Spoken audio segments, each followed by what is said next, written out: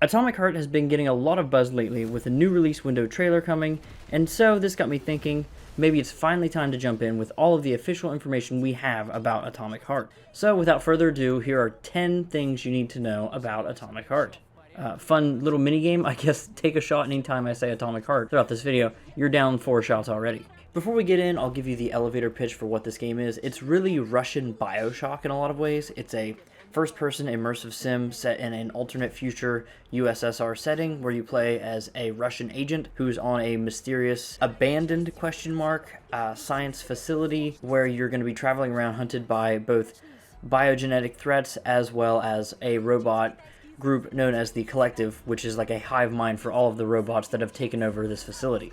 Up at number 1, of course, is who's making the game, and that is Mundfish, or Studio Mundfish as I say for whatever reason. And they're a relatively unknown developer who's been working on Atomic Heart for quite a while now, but it's really cool to see the progress they've made over time.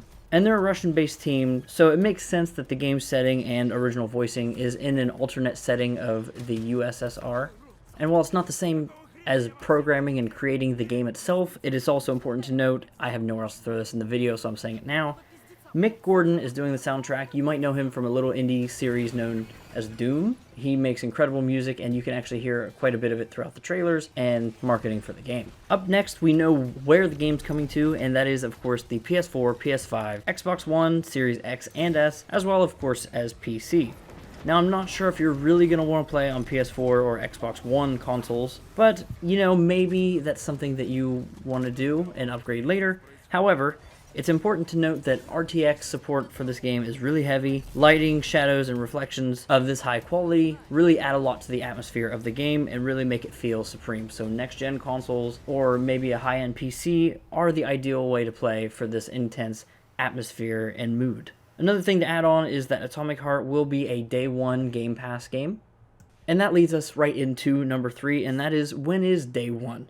We, of course, as I've already said, it is a Game Pass Day 1 get, but we don't know what the official date is yet. But we do, after the most recent trailer, have a launch window. As shown at the end of that same video, we know it's a month that ends in BER, in 2022. I tried to see which month takes up exactly that many X's, and none of them do. I'm very glad that this is the case. It drives me insane. There's too many X's. No months take exactly that many. But this pretty much narrows it down to the last third of the year, September, October, November, or December. Personally, I believe this will be an October release date, but it could go into November. I think the reason they're not announcing it is so it could be flexible. But one thing is for sure, whenever they do announce a date, which they're leaving a window open that they can decide this at a later time when they're confident, I don't think there will be a delay when the release date is announced for sure. But now that we've got some of the kind of, consumer stuff out of the way, what you need to know where, when, and how it's getting there, let's talk a little bit more about the game itself, specifically the world it takes place in. This is an alternate history USSR where Russia pretty much gets super advanced scientifically during the late 1930s onward up through the year of 1955, which is when the game takes place. Some of these advancements include large armies of robots, air science stations, as well as the seemingly sinister P vaccine that will make humans less individualistic and all about the greater good. Truly seems to be a parody of what could truly go wrong with communism. Think Fallout, but without the secondary anti-American nationalist sentiment. And another thing to note, I guess this good old P vaccine, which stands for polymer, as I'll get into in a little bit later, this is one instance where I'm going to tell you not to get vaccinated. With that said, let's go ahead and hop into number 5 and talk a little bit more about the P vaccine, which P, as I've already said, stands for polymers, and polymers transform elements and organisms beyond what they are naturally and explains a lot of the supernatural stuff that we're seeing in the trailers. This was created in the lore by a scientist named Sekhenov, which sounds so similar to Sokolov from the Dishonored series that it's not even funny. This vaccine is meant to be put out nationwide, meaning that every member of the USSR is also going to be helping for the greater good at all times. Never thinking of themselves, and you can see where this could become a problem, and I'm not sure if this is ever truly fully accepted, and that's why you'll see the Collective come up with the robots in the game. All one hive mind.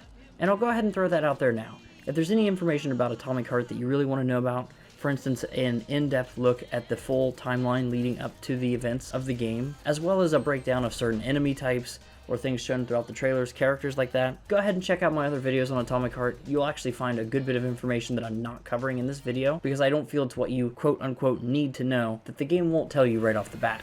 But circling right back around for number 6, continuing with the polymer talk, we know of the polymer manipulating glove wielded by the protagonist P3. It's actually implanted partially in his arm so much that it's part of his neural system, so controlling it completely at will. This glove is how you can see a lot of the magical looking abilities in the trailers, but with a more realistic and scientific take. Instead of having a pool of magic, or magicka if you're an Elder Scrolls fan, your resource for use is literally the battery levels on the glove. The glove also has a universal port, so they surely will be used for hacking robots in the games, as well as the terminal, and probably charging your phone maybe? Okay, kidding on that one, but I'm sure this glove is going to be very useful throughout the course of the game. Continuing on to number 7 though, while polymer manipulation is one of the main facets of gameplay, so are the melee and gun combat. We are promised plenty of weapons throughout the game, such as a hammer or even something called a meat grinder. Then there's this weapon that seems to have 2 modes from the mini-boss trailer. For all I know, this is the meat grinder, I'm not entirely sure, but it clearly has a saw mode, as well as like an alternate fire gun mode. And while I've mostly been talking about the melee weapons so far, the other main gameplay is of course the shooting combat.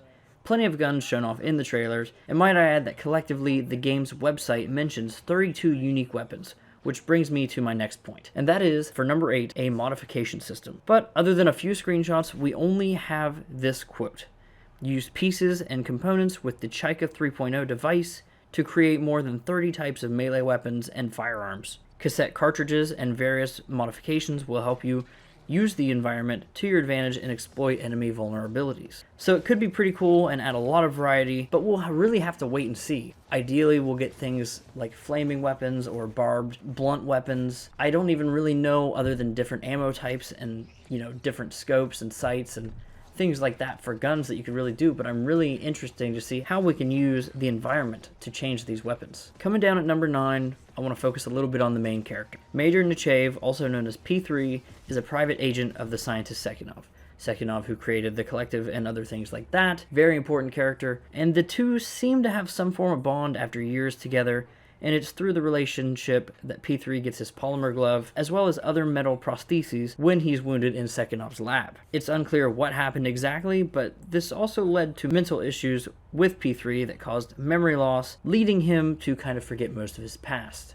I'm sure this will also be used in the gameplay to explain how he is just now, after all these times as a secret agent, leveling up and getting new abilities. Okay, and finally at number 10, we really don't know too much about Atomic Heart. This might seem like a cop-out final fact, but sure, we know that there's a Russian grandma, a boss named Plyush, and that this girl is Larissa, but ultimately the game is a mystery, and that's good though. A mysterious world with familiar immersive sim gameplay, as well as really fine graphics, help make this one of my most anticipated games of 2022, right behind Starfield. Now, if there's any questions you have about this game that I know or anything like that, try to watch my videos on it, and if that's not the case, then leave it down in the comments and I'll try to figure it out.